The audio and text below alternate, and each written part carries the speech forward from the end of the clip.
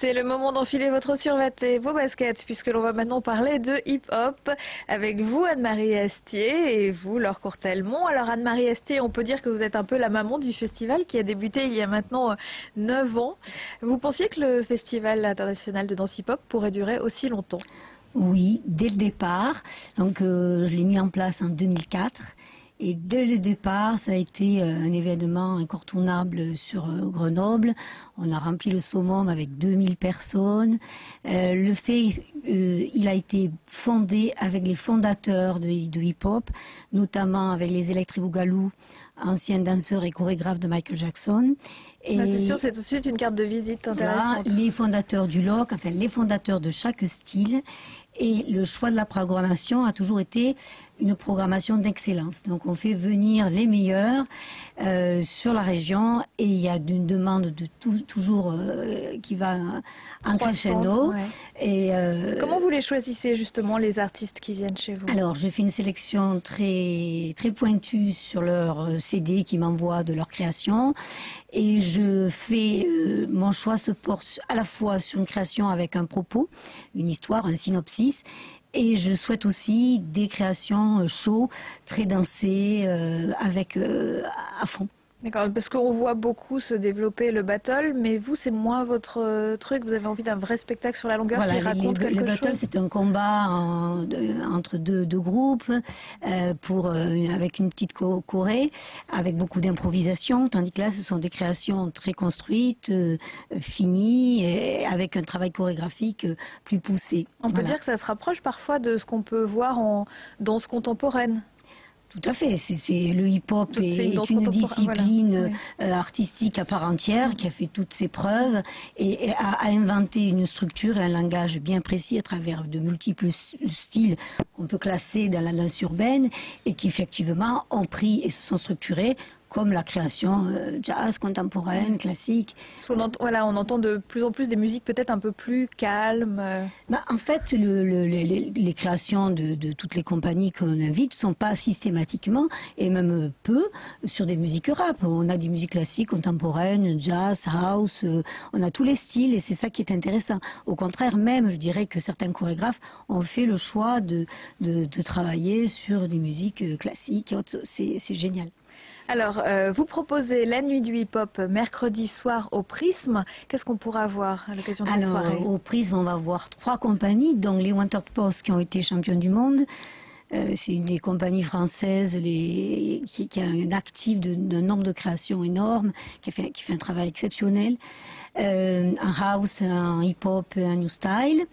Nous avons Phase T qui eux sont en break, championne de France. Et nous avons la compagnie Prophénomène, oui, on va voir quelques images, qui sont passés à Incroyable Talent, finalistes, et qui aussi font du break, aussi plusieurs styles. Voilà. Vous, comment vous vous êtes intéressée à cette danse? En fait, moi, je dirige une grosse école qui est l'école de chorégraphie Assassinage. Et au sein de cette école, toutes les disciplines sont enseignées, et notamment le hip-hop.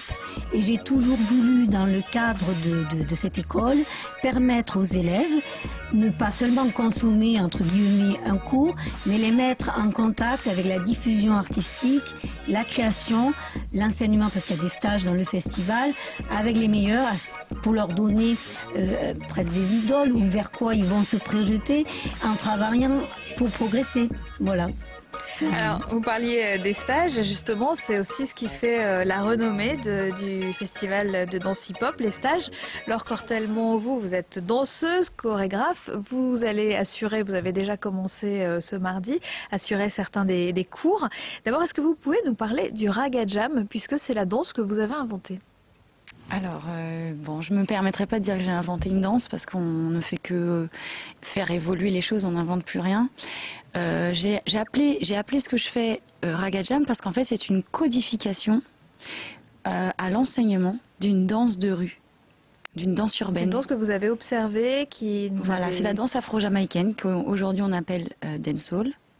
Et par humilité pour une culture qui n'est pas la mienne, parce que je ne suis pas jamaïcaine et je ne le serai pas.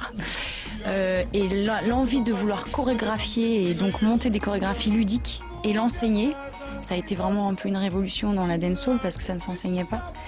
J'ai voulu l'appeler Raga Jam pour permettre d'y ajouter des petites transitions de danse africaine pour pouvoir monter des chorégraphies. Donc le Raga Jam, en fait, c'est la danse jamaïcaine chorégraphiée, le dancehall chorégraphié. Et qu'est-ce que, au niveau sportif, ça demande des qualités particulières? Alors oui, je pense qu'on est des athlètes. Il est clair et net que les danseurs aujourd'hui, quand on voit les images qu'on a vues de Pro-Phénomène, on ne peut pas dire autre chose que des athlètes de haut niveau. C'est un entraînement énorme, c'est des heures et des heures et des heures de passage sur les parquets avant de pouvoir assurer 3 minutes de scène. Donc oui, puis même la mémorisation, la représentation du corps dans l'espace, la sensation, le rapport musique-mouvement, la gestion de l'espace, la gestion du groupe. Je pense que c'est le plus grand sport d'équipe du monde. A priori, la gestion dans l'espace, ce genre de choses, les stagiaires qui viennent vous voir la connaissent déjà, puisque ce stage ne s'adresse pas forcément aux débutants.